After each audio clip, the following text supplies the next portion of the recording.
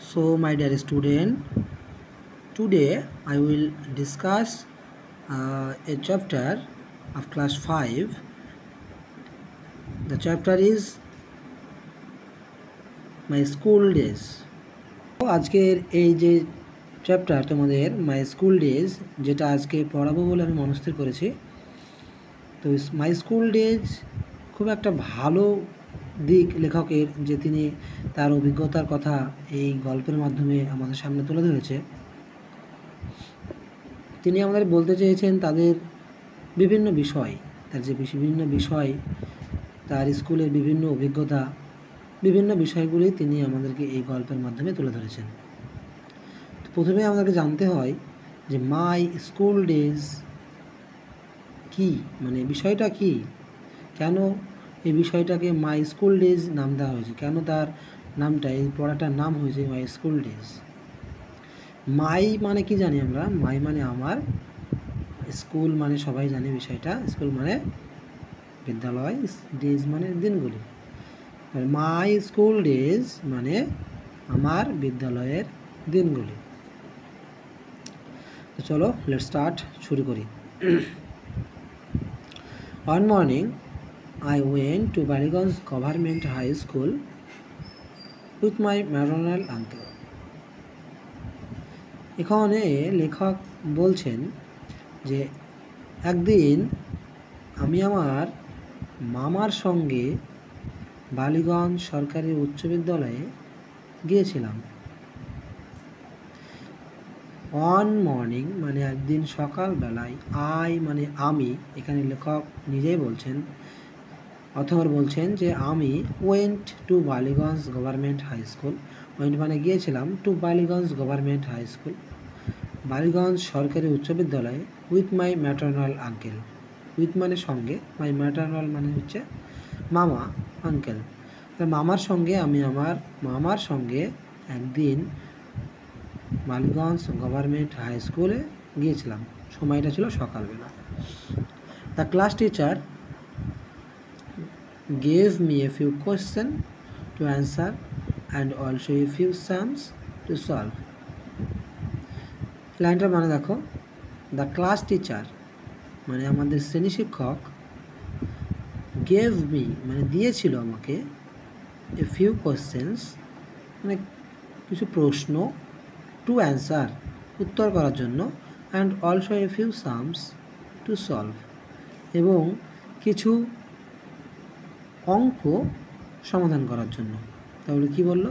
The class teacher gave me a few question to answer, শ্রেণী শিক্ষক আমাকে কিছু প্রশ্ন দিলেন উত্তর করার জন্য, and also a few sums to solve এবং কিছু অঙ্ক দিলেন সমাধান করার জন্য।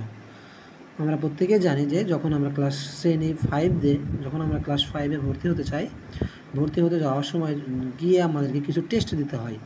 সেই টেস্টের কথাই এখানে আমাদের অথর তুলে ধরেছেন। তারপরে লাইনে দেখো, আই রোট দ্য অ্যান্সার, আমি উত্তরগুলা লিখলাম, সলভ দ্য সামস, প্রশ্নগুলার এখানে সলভড দ্য সামস মানে অঙ্ক, সলভ দ্য সাম অঙ্কগুলা সমাধান করলাম, and showed them to the teacher এবং সেগুলিকে সে শিক্ষক মশাইকে দেখালাম।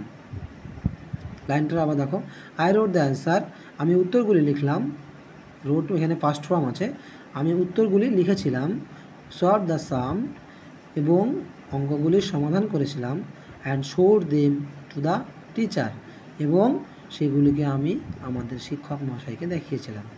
He went through the answers and noted, তিনি প্রশ্নগুলি দেখলেন, অর্থাৎ তিনি প্রশ্ন এবং উত্তরগুলি দেখলেন এবং মাথা নাড়ালেন।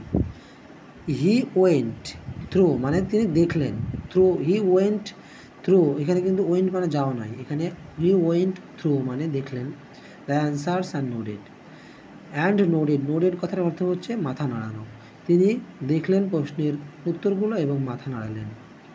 His gestures indicated that, his মানে তার বলতে এখানে শিক্ষক মশাইয়ের কথা বলা হয়েছে। হিজ গেস্টার তার অঙ্গিভঙ্গি, ইন্ডিকেটেড মানে, ইন্ডিকেটেড কথার অর্থ হচ্ছে, আমাদেরকে অবশ্যই জানতে হবে ইন্ডিকেটেড মানে কি। ইন্ডিকেটেড কথার অর্থ হ্যাঁ,